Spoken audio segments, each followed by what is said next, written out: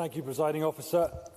This is my first speech. Time is limited, so with respect, thanks to everyone who got me here, the voters of the south of Scotland, my supporters and my predecessors.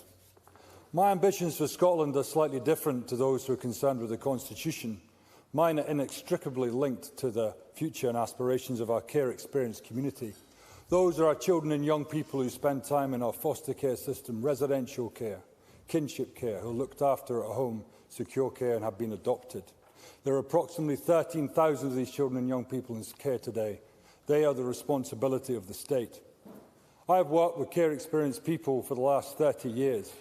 I've been an expert independent advisor to the New Zealand and UK Government on care system reform and led the charity here for many years, called Who Cares Scotland. A good friend of mine, Tony MacDonald, he was a care-experienced young guy and spent most of his time, his childhood, in care. When he was 12 years old, he recalled wanting to go home and visit his mum. As he went to the phone in the corridor of his children's home and called her. But Tony's mum had her own struggles. He said, "Nah, Tony, can't cope this weekend."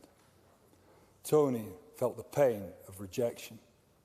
The shame that came with that is the most corrosive feeling of all that quickly turned to anger. He slammed down the phone and very quickly he was restrained by 3 adult members of staff, pinned to the ground with such force that they ruptured his gut on the doorstep. He was held there for 20 minutes.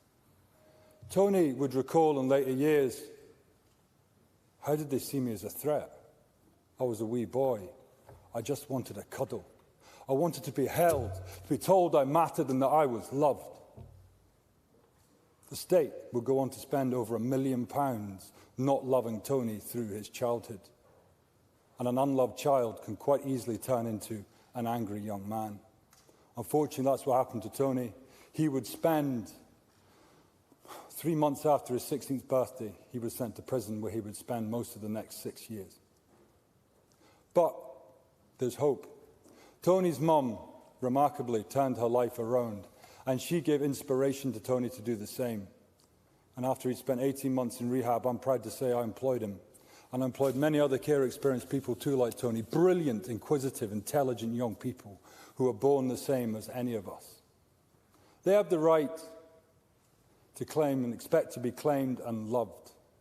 And many remarkable people in Scotland do just that. But there are those, and I'm afraid it's nearly half, who are not claimed, who are left alone.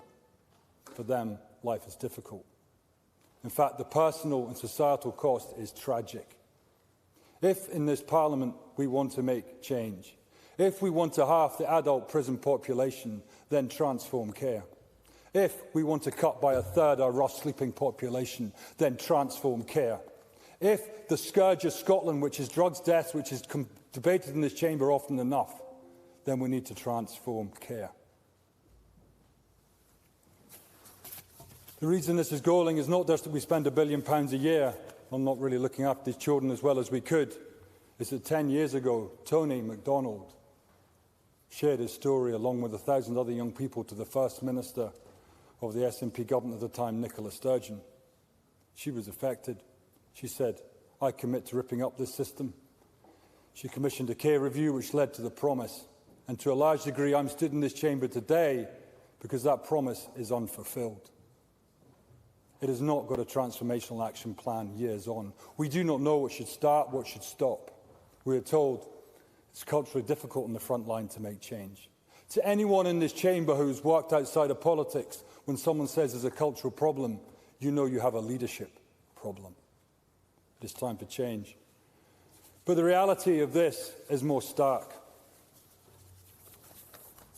This is a crisis because too many people have died since promises have been made. I will now name a few of those who were known to me and my friends. I will not give their full name, but I will give their ages. Chloe, aged 19. Violet, aged 21. Rachel, aged 25. Darryl, aged 19. Mikey, aged 17. Katie, aged 23. Michael, aged 16. Ian, aged 17. Mary Ann, aged 23. Natasha, 16. Alicia, 25. Dexy Lee, 22. I could go on and on. These are only a few of those who have died. They are all care experienced. They are children of the state. They are, by law, the children of the ministers who sit in the benches in the front of this chamber. I estimate over 2 million days of life will not be lived by those who have died prematurely since promises have been made. My ask today is simple of this government.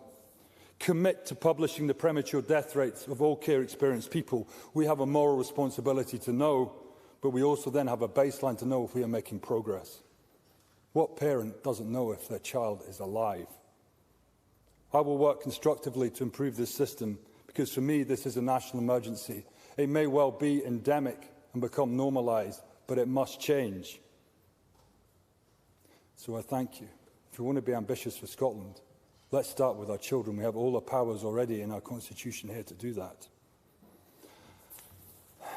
I dedicate this speech to Tony MacDonald. He also died in an accident on the 2nd of September 2022. Thank you.